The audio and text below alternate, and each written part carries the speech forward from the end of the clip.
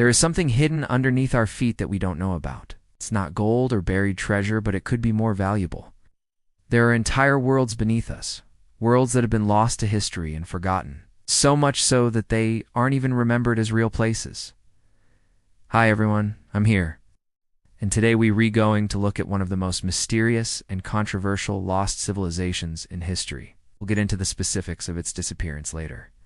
But first, let's talk about what this civilization was. It's called Tartaria, and Tartarians were people who lived in a great empire that stretched from Eastern Europe all the way to Alaska. They had cities bigger than any city today. They lived in high-rises that dwarfed the tallest skyscrapers. And they had an advanced culture with beautiful architecture, yet no one alive today remembers them or the amazing world that they built. If you've done any research on Tartaria, you might have seen this image. This is the most famous piece of evidence for the existence of Tartaria. A map found in a book called The History of the Mongols by Rashid al-Din, which was written in the early 14th century. Tartaria can be seen on this map, and it's huge. It's in the middle of Asia, stretching all the way from Japan to Poland. But it's also above the earth. Now, some people will tell you that this map proves that the Tartarians believed the earth was flat. But if that were true, why would they put oceans around the edges of their world? Oceans can't exist without a globe. They would have needed to believe the earth was round in order for the oceans to stay where they are. This doesn't make sense, but there is another explanation. When Rashid al-Din made this map, he drew Tartaria in the center because he thought it was the center of the world. This wasn't unusual at the time. For hundreds of years, cartographers would place their own country in the center of the world when they made maps. The Greeks used to do it, and so did the Chinese. It wasn't until the age of discovery that we started putting ourselves on the outside of maps. So Tartaria being in the middle of this map doesn't mean anything. It just means that the author thought Tartaria was in the middle of the world. It doesn't prove that they believed the earth was flat. But it does prove that Tartaria was real because Tartaria didn't have a navy. They never explored the oceans. Didn't need to, because they didn't live on a flat earth. But where is this map hiding? Tartaria is big. We can see that it's big enough to include modern-day Turkey, Russia, Ukraine, Belarus, Kazakhstan, Mongolia, and China. So where exactly was it located? Some say Tartaria was actually a continent. In order to find out, let's look at a different piece of evidence. In the 1820s, a man named Alexander von Humboldt was exploring South America. He was walking through the jungle when he stumbled across a ruin unlike any he had ever seen before. Tall buildings carved from stone stood silently in the jungle. Vines and trees grew between the walls, hiding them from anyone passing by. Humboldt knew these ruins weren't Mayan or Aztec. He knew those civilizations, and this wasn't like anything he'd seen before. He also learned from locals that these ruins were only the tip of the iceberg. There were many other ruins deep in the jungle that no outsider had ever seen. But when he told the world about this lost civilization, no one listened. Most importantly, though, he had found proof that Tartaria existed. You see, the empire of Tartaria had fallen long before the Mayans, or the Aztecs, ever existed.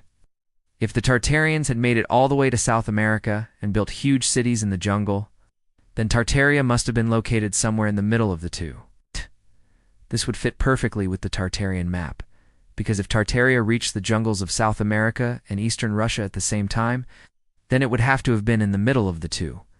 But how did they get there? Did they travel across the ocean? Well, there's evidence of that too. When the Tartarians built ships, they didn't build boats, they built floating palaces. These ships were massive, able to carry thousands of men and elephants across the ocean. There are paintings of Tartarian ships that show how big they really were. One painting shows a battle between Tartarian ships and Chinese ships, and the Tartarian ships, it's almost comical how small the Chinese ships look next to the Tartarian ones. And again, if they never explored the oceans, then they would need to build ships like this, because there would be no reason to build ships unless you going to sail the seas. But this isn't the biggest piece of evidence that Tartaria existed. We've talked about paintings showing their ships, but what about pictures showing their buildings? Here's a picture taken by an explorer named S.G.G. Marius in 1908. It shows the entrance to a subway station, and it looks pretty normal, except for one thing. The year it was taken, 1908, is long after the fall of the Russian Empire. Yet the subway station looks like it was built yesterday. Another picture taken by an explorer in 1912 shows a building that looks straight out of the 1950s. There's nothing about this building that looks old. Even the trees growing up next to it look like they were planted yesterday. How can these pictures be real if Tartaria fell so long ago? Well, they are real, but there is one thing we need to explain. Why do these pictures look so modern? That brings us back to the beginning.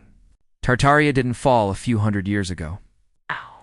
It didn't fall 1,000 years ago. It fell sometime in the 19th century, maybe a little before or a little after. But it definitely happened in the 1800s, and there's one document that proves it. Deep in the basement of the Russian State Library in St. Petersburg, there is a locked safe. Inside that safe is a single book. No one knows exactly what this book is, but we do know a few things about it. First, it's not a normal book. It's huge, bound in gold and diamonds, and filled with ancient secrets. Its name is the Book of the World, and it contains the history of Tartaria. Now, there are rumors that this book proves that Tartaria didn't fall in the 1800s, that it actually fell sometime in the 1600s. If this were true, then it would change everything we know about Tartaria. But what's really amazing is that this book exists at all. If the government wanted to cover up the fall of an entire civilization, they would have to remove every single record of it. They would have to erase its history, destroy its monuments, and hide its artifacts. That's exactly what they did to Tartaria. Somewhere under our feet, hidden from view, are entire cities full of history. Streets full of tall buildings and homes point towards the sky. But how can we know for sure? How can we be certain that Tartaria isn't just a myth? If you want to find out, there's only one thing you can do. You have to go down there yourself and dig through the dirt to uncover the truth. Maybe you'll find streets and buildings buried under the ground. Or maybe you'll come across a secret vault filled with documents and artifacts. Either way, the only way to find out is to start digging. But if you do decide to search for Tartaria, there's one thing you need to watch out for. Once you start digging, the powers that be won't want you to find anything. They'll try to stop you by any means necessary. For example, you probably won't be allowed to use metal detectors because finding metal isn't going to help you. The only things that can help you are your eyes and your hands. You'll have to use your eyes to spot anomalies in the land, and your hands to feel for objects buried underground. It won't be easy, though. You'll have to deal with angry landowners, government agents, and possibly even mercenaries. But if you're willing to fight for the truth, you just might uncover one of the greatest mysteries in history. If you enjoyed this video, please leave a thumbs up below. Also, if you want to hear more about Tartaria, check out my podcast episode on the subject. It goes into way more detail than I can fit into a video. Thanks for watching. Remember to subscribe for more videos and leave a comment below with video suggestions. I'll see you next time.